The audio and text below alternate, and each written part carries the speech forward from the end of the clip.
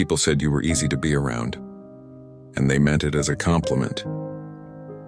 But what they didn't know, and what you barely let yourself know, was how much of you had to disappear for that to be true. Easy did not happen naturally. Easy was built, piece by piece, opinion by opinion, need by need, quietly removed until what remained required almost nothing from anyone. This is about what it costs to become easy, and what gets lost in the process of becoming less. There is a version of being easy that is genuine.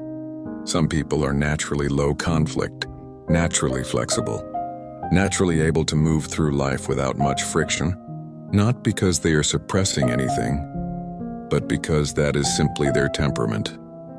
This is not about them. This is about a different kind of easy, the kind that is constructed, the kind that requires constant quiet maintenance, the kind where being easy is not who you are, but who you have learned you need to be in order to be kept. It started with the smallest edits. You noticed which opinions created tension, and you started keeping those opinions to yourself. You noticed which needs seemed to inconvenience people, and you started not mentioning those needs at all. You noticed which emotional reactions made people pull back, and you trained yourself to have smaller reactions, calmer ones, more manageable ones. Each edit on its own seemed minor, a reasonable accommodation, a small adjustment in service of getting along. But edits accumulate, and a person who is edited enough times eventually becomes a smaller version of who they actually are. Not fake, not dishonest, just less opinionated, less needy, less reactive, less of everything that might require someone else to accommodate you in return. The reason this pattern continues is simple.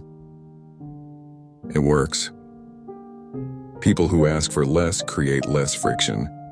Relationships with less friction feel easier. And the people in your life, even the ones who loved you genuinely, experienced the benefits of your editing without necessarily understanding the cost.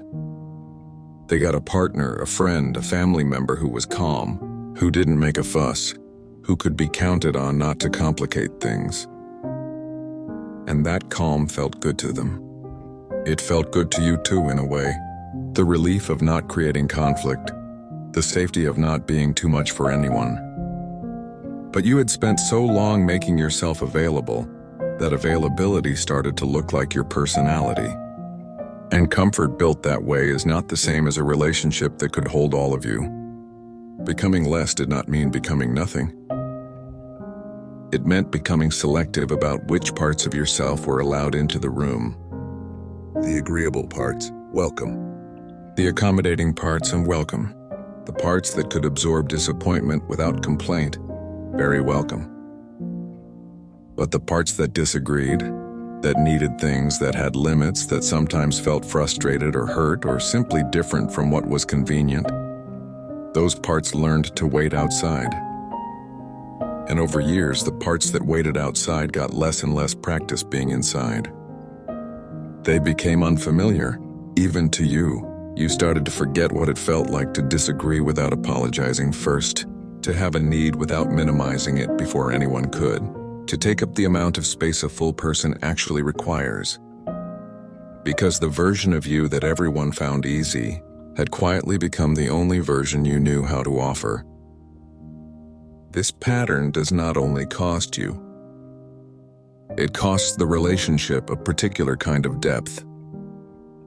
Because a relationship where one person has quietly removed most of their friction-causing parts is a relationship that never gets tested, never gets stretched, never has to develop the muscles required to hold real disagreement, real need, real complexity. It stays smooth. But smooth is not the same as strong. And sometimes, the people who loved the easy version of you never had the chance to discover whether they could have loved the full version too. Because you never gave them the opportunity, not out of distrust, but because the cost of finding out felt too high to risk. The cost to you was quieter but no less real.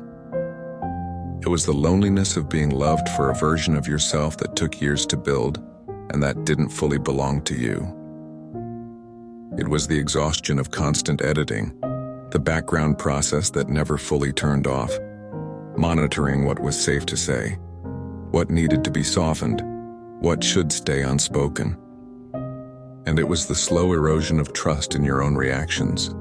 Because a person who spends years making themselves smaller eventually starts to wonder whether the larger version was ever really acceptable to begin with. The answer to that question was never about you. It was about the rooms that taught you to make yourself smaller in the first place. If you have spent years being easy by becoming less, I want you to hear this. The parts of you that were edited out, the opinions, the needs, the reactions that felt too big for the room, they were never the problem.